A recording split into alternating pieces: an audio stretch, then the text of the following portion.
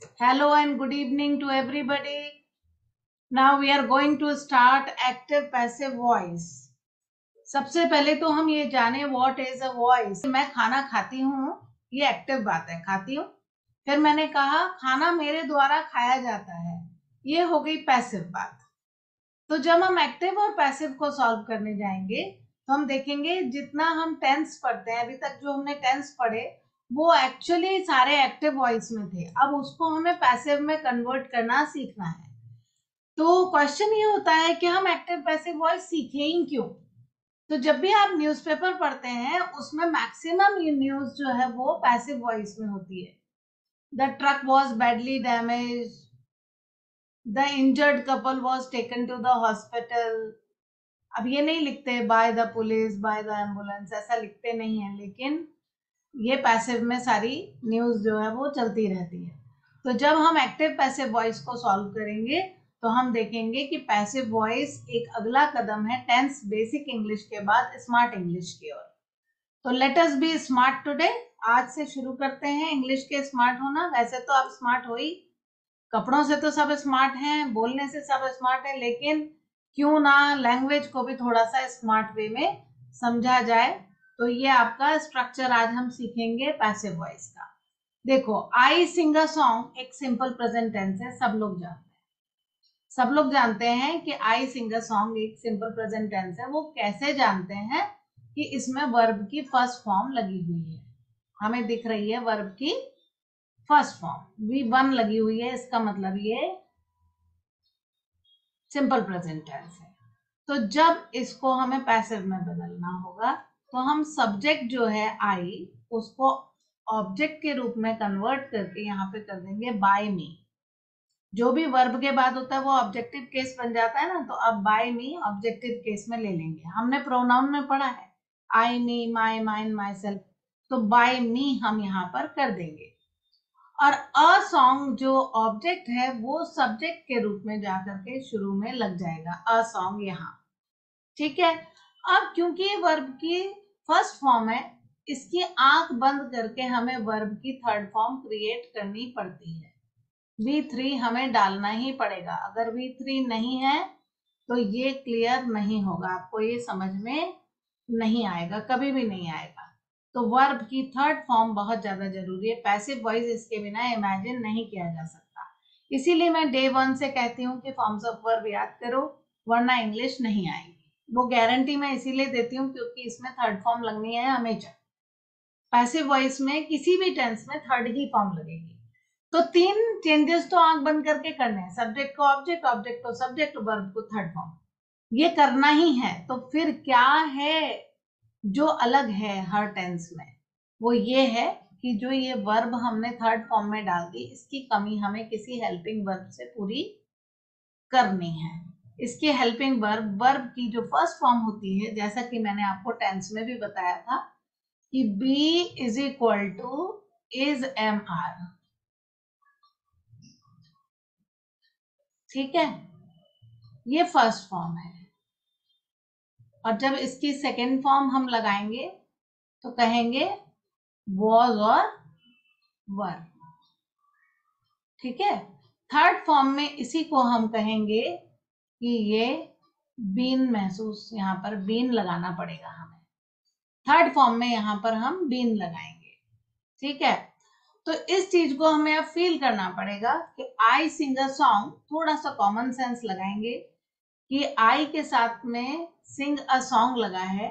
अब जब सॉन्ग इधर सब्जेक्ट बन चुका तो वर्ब की first form be is am are यहाँ पे लगाएंगे वर्ब की फर्स्ट फॉर्म की कमी पूरी करने के लिए। तो क्योंकि सॉन्ग सिंगुलर है, थर्ड पर्सन सिंगुलर है, इसलिए यहाँ पर इज लगा हुआ है। अगर यहाँ सॉन्ग्स होते तो यहाँ अपने आप आर हो जाता। सब्जेक्ट का वर्ब से एग्रीमेंट कहलाता है। वर्ब से एग्रीमेंट है कि भाई मैं सिंगुलर हूं तो इज लूंगा, और अगर मैं प्लूरल हूं तो आर लूंगा। अगर मैं आई हूं तो एम ले लूंगा इस जगह, लेकिन आई तो आएगा ही नहीं, यहाँ पर तो ऑब्जेक्ट आ रहा है, ऑब्जेक्ट को सब्जेक्ट बनाया जा रहा है। अ सॉन्ग इज सं बाय मी। अब ये जो इन द पार्टी है, ये वाला हिस्सा अगर आप ना भी लगाएं तो भी चलेगा, और जो इसमें पार्ट जुड़ा हुआ है वो ऐसे के ऐसे ही कॉपी पेस्ट कर देना है। आपको सिर्फ सब्जेक्ट वर्ब और ऑब्जेक्ट से मतलब है, पीछे जो भी फ्रेज एंड क्लॉज है वो एज इट इज लगा लिए जाएंगे। अब यहाँ पर मैं आपको एक और बात बताना चाहती हूँ कि बाय मी जो है ना, ये वाला पोर्शन, ये हमेशा लिखना जरूरी नहीं होता। अगर कुछ बातें हमारी वैसे ही क्लियर हो तो ऐसे ये लिखना जरूरी नहीं होता है। जैसे मान लो मैंने कहा the patient is operated, patient is operated, patient को ऑपरेट किया जाता है, तो बाय द सर्जन लिखने की जरूरत नहीं, सबको पता है सर्जन ही करेगा, कोई मम्मी या पापा तो करेंगे नहीं, है ना। तो वो अंडरस्टूड हो जाता है, तो जो बातें अंडरस्टूड होती हैं वो यहाँ पे नहीं लगानी पड़ती।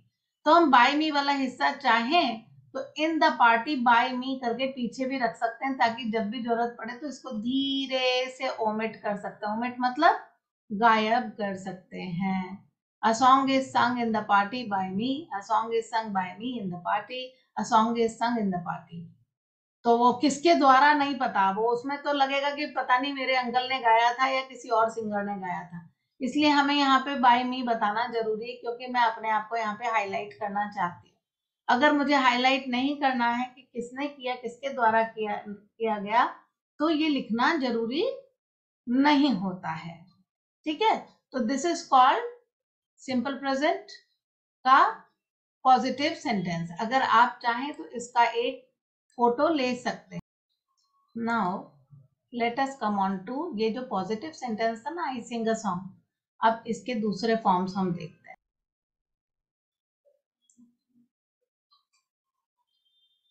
अब हम यहाँ पर देखेंगे कि जब नेगेटिव बनाया तो कहा कि I do not sing a song. अब ये do not sing a song जो है, इसमें डू, डिड, डज सब एक्टिव वॉइस में आता है, पैसिव में नहीं आता है। तो हम इसको मन में इमेजिन करेंगे, आई sing a song, positive imagine करेंगे, अपने आप इज निकल आएगा। चाहे नेगेटिव हो, चाहे इंटेरोगेटिव हो, चाहे WH फैमिली हो, आप इसको पॉजिटिव ही इमेजिन करो। जब आप इसको बिल्कुल पॉजिटिव में इमेजिन करोगे तो आपको पता लगेगा कि भाई इसमें तो हमें नॉट या जो भी लगाना है वो इज के साथ लगाना है, अपने आप इज निकल आएगा। I sing a song, a song is sung by me. तो I do not sing a song, I do not sing a song हुआ तो अ सॉन्ग आने के बाद में यहाँ पर इज आ जाएगा, क्योंकि हमने इमेजिन किया आई सिंग अ सॉन्ग, तो उसमें इज निकल गया। अब उस इज के जस्ट बाद में हमने नॉट को लगा दिया, a song is not sung by me. अब ये इज को मैंने हाईलाइट इसलिए कर लिया क्योंकि अब इसका रोल बड़ा अच्छा हो जाता है। जब इंटेरोगेटिव करेंगे, इंटेरोगेटिव में I do not sing a song में डू को सर्च करके बाहर निकालेंगे। आई सिंग अ सॉन्ग में हमने डू को सर्च किया और उसको बाहर निकाल दिया कि भाई do you sing a song, क्योंकि आई सिंग अ सॉन्ग में डू छुपा रहता है, वो हम बाहर निकालते तो do you sing a song हो जाता है। तो जब इसको हमें पैसिव वॉइस करना है तो हम क्या करेंगे, do you sing a song जब हम पढ़ेंगे तो हमें डू को इमेजिन ना करके इसको हटा देते हैं एक बार और कहते हैं यू सिंग अ सॉन्ग। अब इसको जब पैसिव करेंगे तो अ song is sung by you, a song यहां पर लगाएंगे इज संग बाय यू। तो जब हम यहाँ पर करेंगे इज संग बाय यू तो फिर क्वेश्चन हो जाएगा, भाई अ song is sung by you, तो इज अंदर रखेंगे तो कैसे क्वेश्चन हो जाएगा, इसलिए इस इज को हमने बाहर निकाल दिया। A song is sung by you, तो इस तरह से ये इंटेरोगेटिव हो गया। तो is a song sung by you, do you sing a song का क्या हो गया, डू को जैसे बाहर निकाला था ऐसे यू सिंग अ सॉन्ग को जब हमने पैसिव में बनाया तो अ song is sung by you हुआ, उसमें से इज को हमने बाहर प्लेस कर दिया।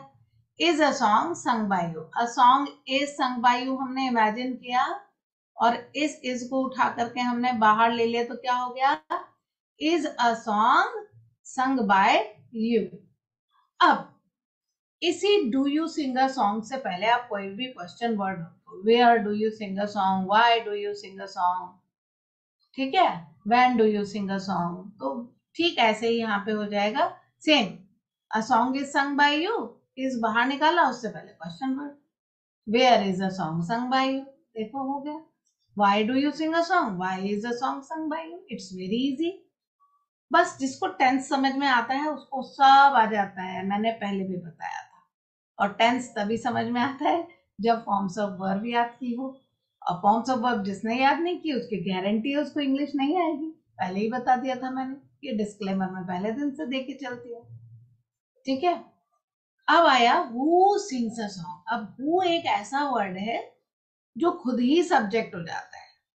हु सिंग्स अ सॉन्ग तो यही आ जाएगा भाई, प्रीति सिंग्स अ सॉन्ग, ठीक है, Lata sings a song, Shreya Ghoshal sings a song, यही का यही आंसर आ जाएगा, इसलिए इसको कहते हैं सब्जेक्टिव केस।